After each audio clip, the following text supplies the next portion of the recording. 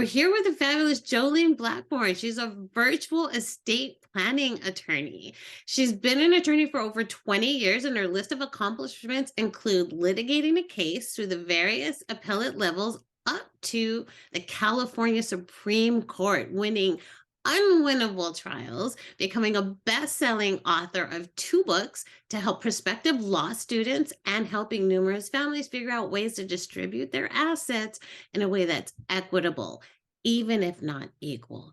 Jolene, share with us about estate planning today. I'm excited to listen.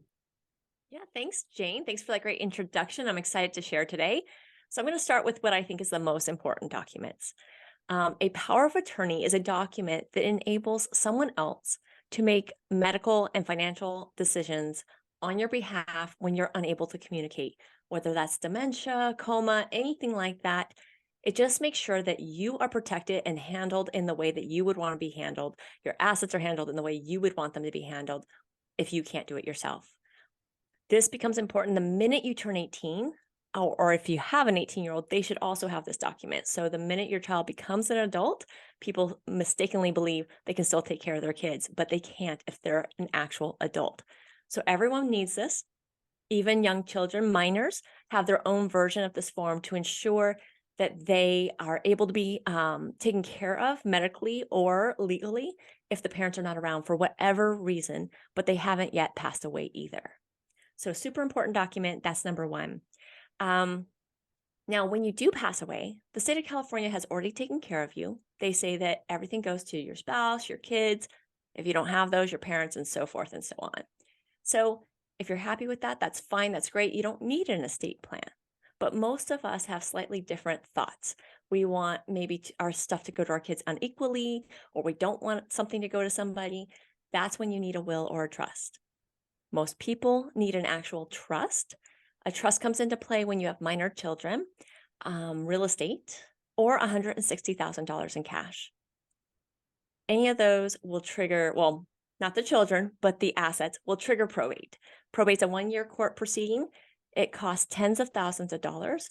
Your beneficiaries will not receive any of their inheritance until the process is over. And then when it is over, they get it all right away. So if your children are minors and the process ends before they turn 18, they'll get everything the minute they turn 18. So if they get hundreds of thousands of dollars, it could just be gone. If they're young adults, again, they'll get it the minute probate's over, and they may just not handle it well. So in order to protect the assets and make sure our kids get the most benefit out of any inheritance that they receive, a trust enables us to distribute the assets however we like.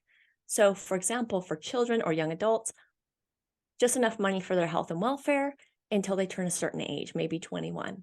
And then maybe they'll get a third, and then a third at 25, and a third at 30, or whatever you'd like.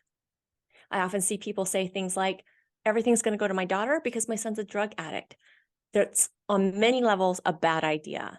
With a trust, you can leave money loosely to the drug addict. You can say, this money is to help them to buy an apartment, clothing, food, but no actual cash in their hands. So they can be taken care of without actually receiving cash for drugs.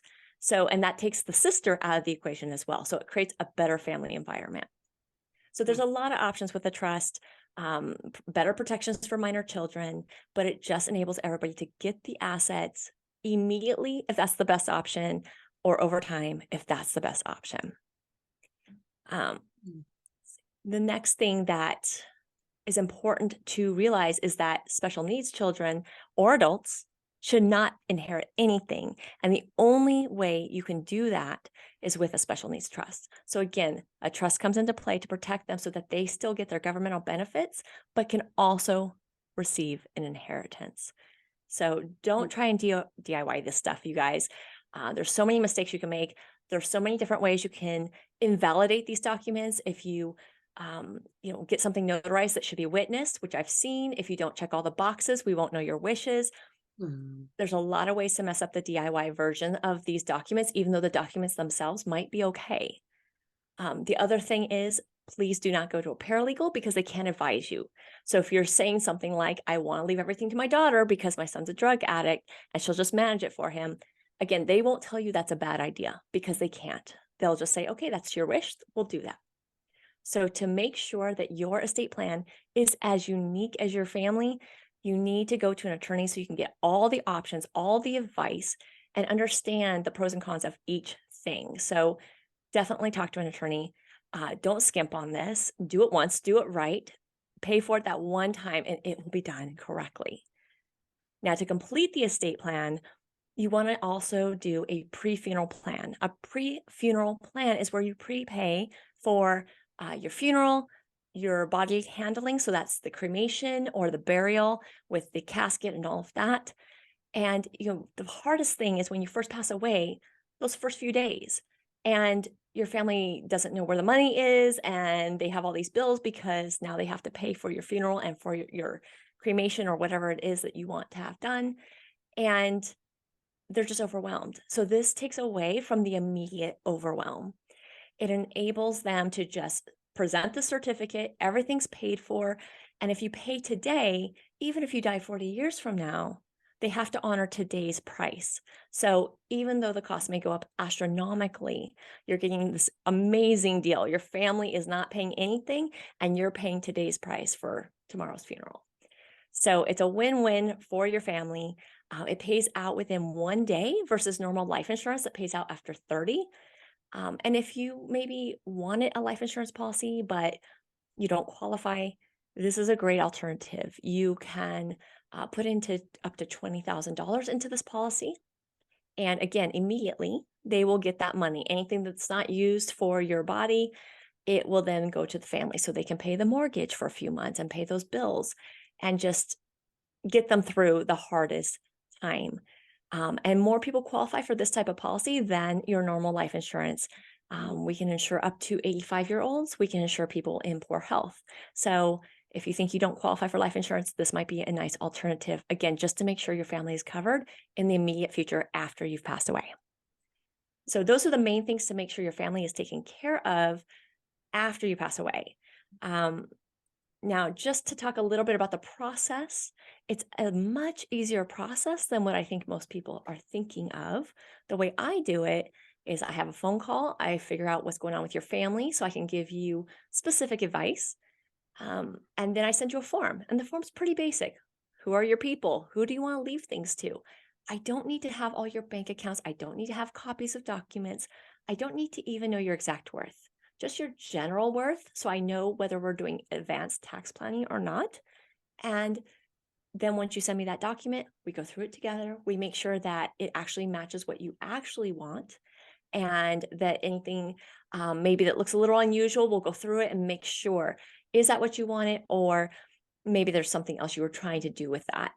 And once we have it all squared away, I create the documents and we sign. And this is all done in less than a month's time. So a lot easier and faster than what most people would think. And again, a lot less expensive than going through the probate process and paying tens of thousands to an attorney just to handle the courts. Also, trust can be accommodating to anything. I mentioned special needs earlier. It's also accommodating to the LGBTQIA plus community. We can recognize, dead names and new names, even if they're not legal, different pronouns, you name it. Not all attorneys are up to date on everything, so make sure you get a good attorney for that. But same thing with NFTs. You really want to make sure you've got an attorney that understands your life and can protect everything, your assets and your loved ones, in the proper way, recognizing pronouns, recognizing the technology, whatever it is.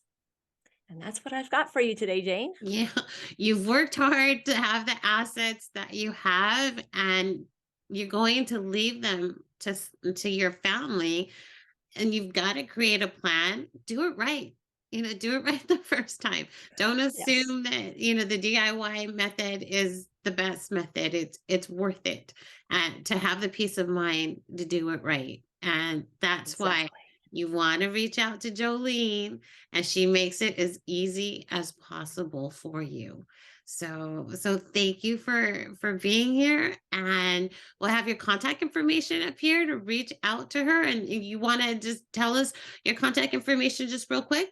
Sure. So my email is estates@joleneblackbourn.com. That's probably one of the easiest ways to get a hold of me. My website's joleneblackbourn.com as well. And I also am active on Instagram at Jolene Estates. Awesome. Thank you for being here.